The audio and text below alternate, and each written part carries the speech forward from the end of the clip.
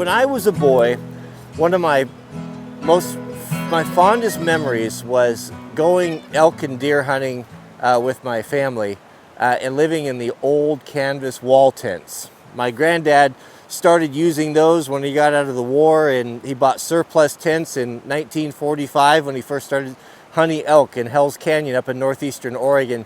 And those memories and the smell of it, of putting those old tents up and cutting the ridge poles and all of that and living in them with the men for a couple weeks was one of the greatest things, one of my greatest memories, and something that I was really blessed to be able to do. So I was thinking, when we were talking about setting up lands and for future projects and to have visitors and things, and I thought, why don't we try to recreate that awesome environment and those beautiful canvas wall tents with the wood stove inside. There's just nothing cozier and nothing funner.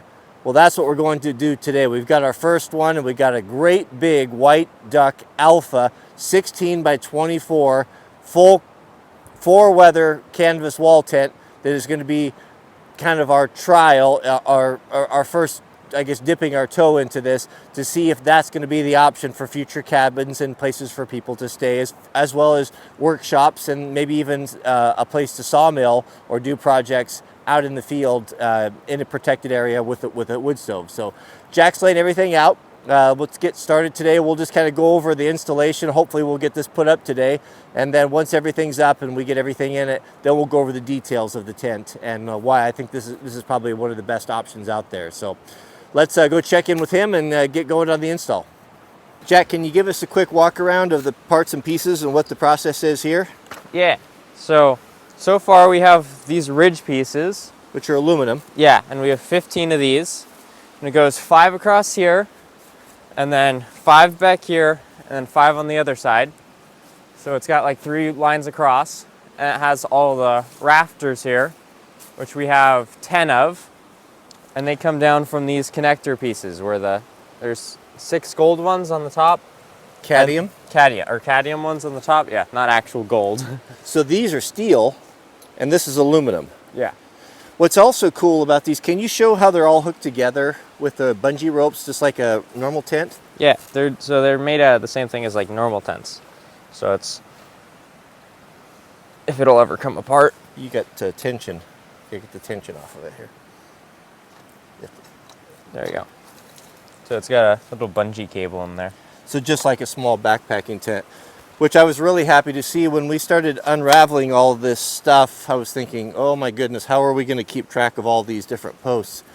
But they're all bungeed together, so you can't get it wrong. So we have, it looks like we have the ridge. Nice to have an internal frame. We never had tents with internal frames growing up. We had to cut we just had the canvas. So when we show up in the middle of the night, we'd have to cut down 5 trees, one for the ridge pole and the crosses on the edges. So having an internal frame is very welcome. I'm assuming that is the ground, the mat on the inside, and then the storage bags. This is the canvas itself. This thing's heavy. I don't know what it weighs, but I'll bet it's close to a couple 100 pounds. And that's the tent itself. And then these are the bags for all of the hardware. Stakes, mauls, even the bags are nice, which I'm really happy. Sometimes manufacturers, they skimp on this.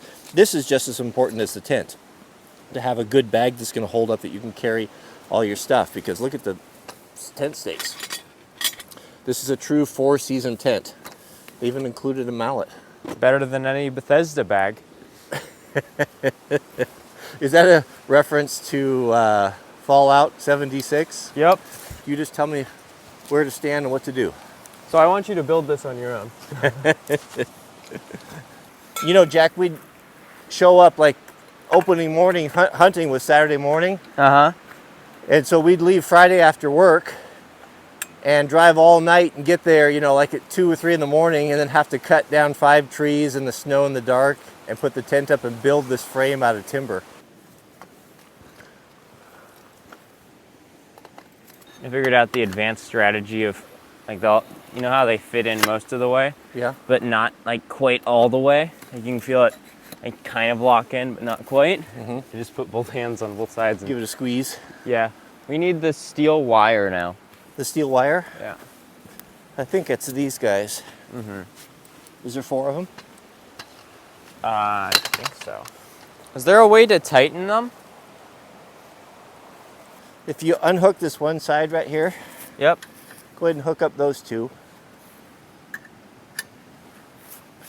So this is pre-measured, so this will give us, won't allow it to flex if it gets a bunch of snow on it. It'll support it. So if you come over here and lift that up and press it to me, kind of bend that a little bit, we can get it right in. You have to really bend the tubing. A little bit more. Okay.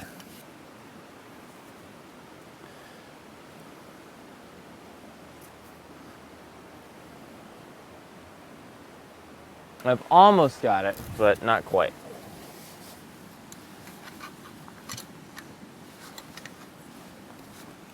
A little bit more. There we go.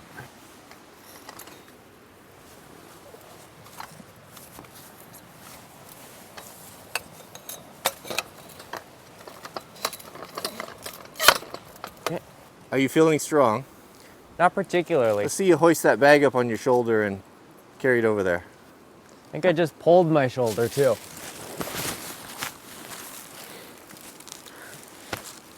Oh. Let's see if I can even get it off the pallet. Is it heavy? Is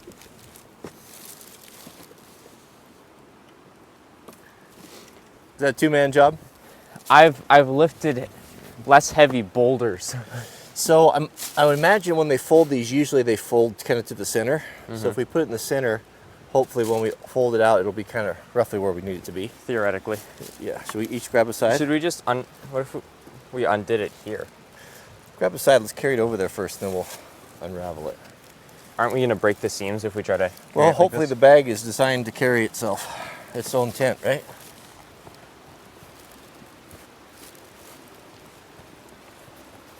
What does Papa always say? Be careful with the baby. What does Jack always say? Would you move that pallet, Jack? Throw it on the fire. Jack always says, "Don't be a So wuss." she doesn't trip on it. You guys ready? Yep. Yep. Let's do the same thing. Okay. And we can get it up to match the other side, and we'll tie it off. Let me have this guide wire here, Jack, on the edge. Go right over here so you're out of the way. Thank you, sweetheart. And then we'll go over and get the other side across. All right, ready?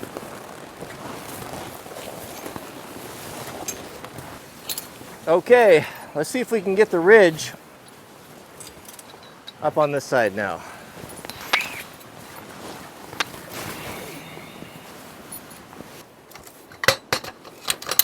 Okay, next one, quick.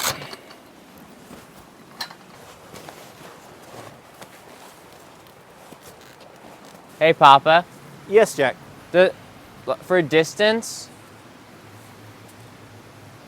What's that? can you come look at this really quick? Yeah. Were the British soldiers 200 years ago, or during the Napoleonic Wars, they were fierce fighters. These kids are all descendants of that, you know. They're not that far removed. The tent sure is nice. Isn't it nice? I'm impressed with it. It's very well designed, very well made.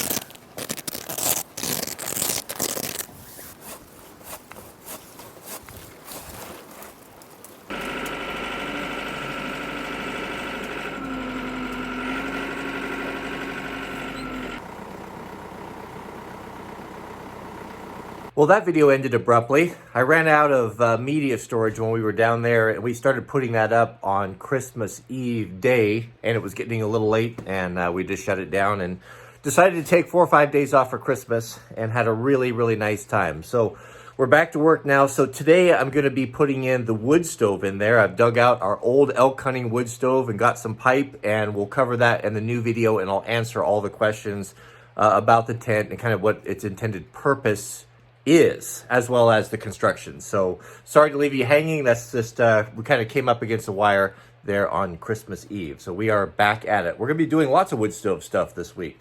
We're going to put the wood stove in the shop, the big one, as well as the tent stove and the lighting and all that sort of thing. So that's it. I hope you guys had a safe and happy Christmas holiday. We're getting ready and ramping up for our New Year's Eve, our annual New Year's Eve balloon drop. And we're probably going to do that inside the tent this year. And more to come. So thanks for watching, and we'll see you guys over on the wood stove install.